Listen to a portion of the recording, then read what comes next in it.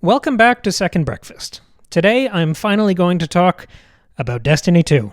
After months of tangents and references in our ongoing Diablo 4 coverage, I've decided to put together some thoughts about this great and terrible game because I'm worried about its future.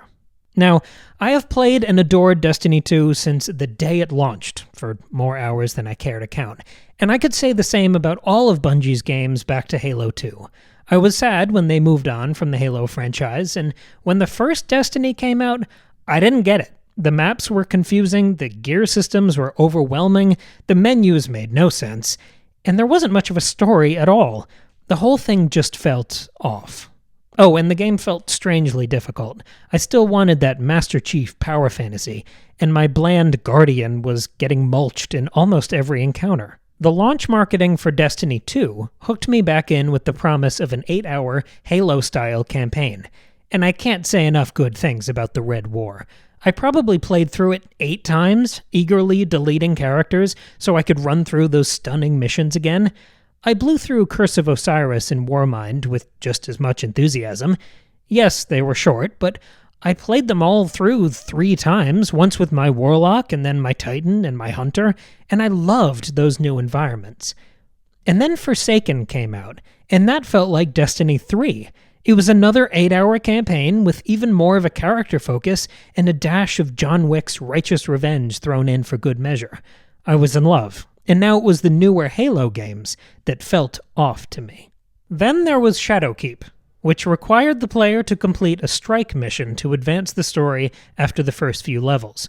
Confession time, I've had some sort of Xbox console since the very first one came out, and I've literally never had Xbox Live.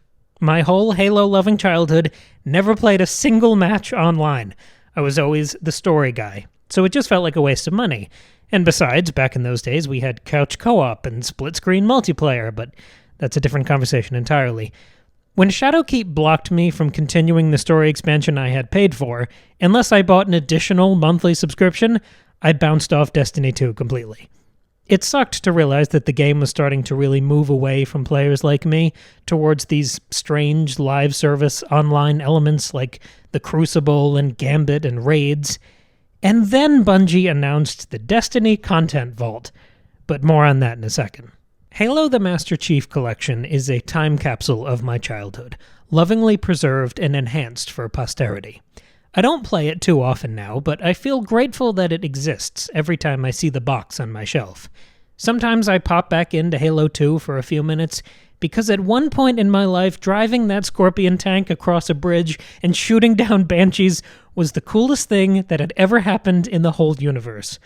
I played every Halo and Gears of War on release day with my dad in glorious couch co-op, and then we played them about 100 more times.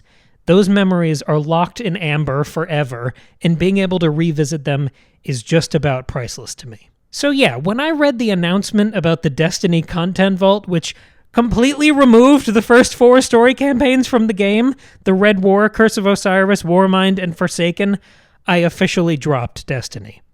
I could deal with being left out of new expansions, but now Destiny was taking away everything I loved about the game, except the passive little patrol activities, and that's like the Grinch taking all the presents and hoo-hash but leaving you the wire on the walls. Sometime later, one of my friends gave me a gift card for a full year of Xbox Live. She didn't know about my stupid pledge. It was a very nice gift. When the pandemic hit, and I was suddenly in the market for fun new distractions, I dusted off that gift card and converted it into a few months of Xbox Game Pass, which was full of fantastic single-player experiences. And hey, the brand new Destiny expansion was included as well. I devoured Beyond Light, which for a player like me was really Destiny 4. Europa was a dense, fascinating new location. The whole color palette of the game was completely upended. Everything felt cold and dangerous and lonely. As a returning solo player, it was perfect. And then the game dropped me into a Battlegrounds mission, and I discovered fire teams. The challenge was exhilarating. I was gripping my controller tighter than I had in months, and every new escalating encounter was enriched by the panicked teamwork that the game facilitates so beautifully. Supers popping off in the corner of the screen, clutch revivals at the last second, and that grim full-court press against the final boss. I was dumbstruck. The game will probably never top that moment for me, as the whole universe of Destiny finally opened up before me. When it is at its best, this franchise is an unparalleled, sprawling space opera. Sure, Destiny 2 is just as often disappointing as it is impressive, but there's always something new to explore. When you burn out on Gambit or Crucible matches, there's always a new seasonal story beat to rope you back in. Yes, the Shadowkeep expansion was a turd, but the Witch Queen was a knockout, a rip-roaring 12-hour story campaign through another dazzling new location. Again, I played through and enjoyed this expansion with all 3 classes. Savathun is the best villain the franchise has ever had, and the art direction was just incredible. For a player like me, this was Destiny 5. But then came Lightfall. The expansion itself was a mess, it played fairly well, and the new subclass was alright, but none of it was balanced well, and the story was the worst it has ever been. Nothing about the existing narrative was enriched by this expansion, and everything they added, from the location to the characters, was a thundering disappointment.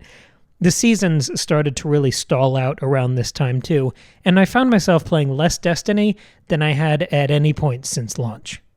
Instead of Destiny 2 last year, I launched into an incredible winning streak of backlogged adventures. Marvel's Spider-Man, Miles Morales, God of War, Ragnarok, Cyberpunk 2077, the whole Uncharted series, Ghost of Tsushima, The Outer Worlds, Path of Exile. I was eating like a king. No nickel and diming, no diminishing returns, no burnout.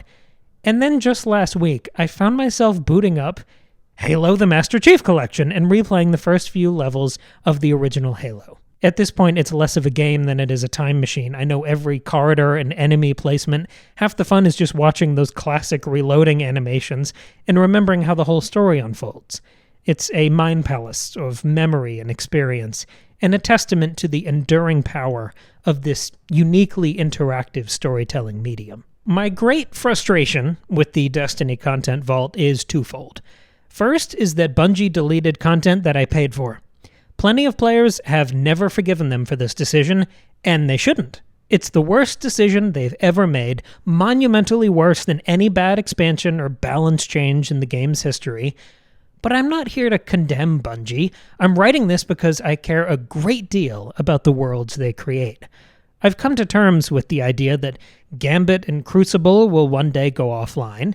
The seasons are, by their very nature, temporary. So many of this game's greatest activities and story beats have just floated off into the ether with the passage of time. I can accept this, I guess, but I have to draw the line at expansions, because the truth is that Bungie has already created a Master Chief Collection for Destiny. For aging single-player enthusiasts like me, they've already basically made 4 blockbuster story campaigns since 2016. I would put the Red War, Forsaken, Beyond Light, and the Witch Queen up against Halo 1, 2, 3, and Reach any day of the week. Even if you throw in the smaller and weirder releases, Curse of Osiris, Warmind, Shadowkeep, Lightfall, that's 4 more interesting campaigns to play through. If you devour the landmark stories and want some more of this world, there they are. Add a grain of salt, and you can have some fun with the curveballs. This is the same space that I think Halo ODST occupies in the Master Chief Collection.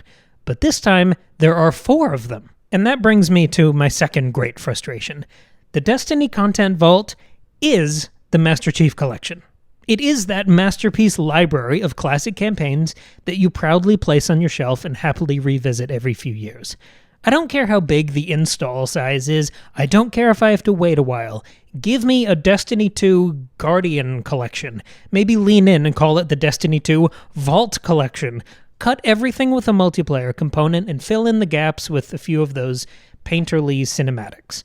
In 20 years, I want to be able to boot up my favorite Destiny campaigns whenever I want and relive all the great experiences this series has given me.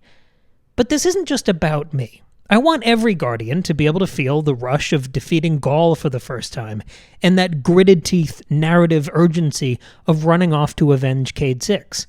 I want all of Lance Reddick's incredible work as Commander Zavala to be immortalized for future generations.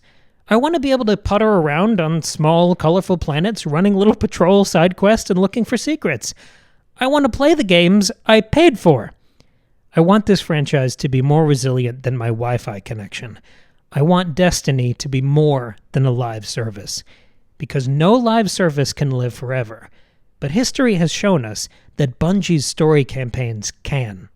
Thank you for listening and watching. We drop new wildcard episodes like this every Tuesday, and on Fridays, we're doing a chapter-by-chapter analysis of A Game of Thrones. For even more content and to support the show, you can head over to our Patreon.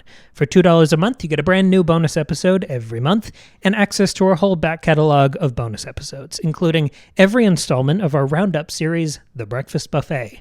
Thank you again for stopping by, and we'll see you back here on Friday.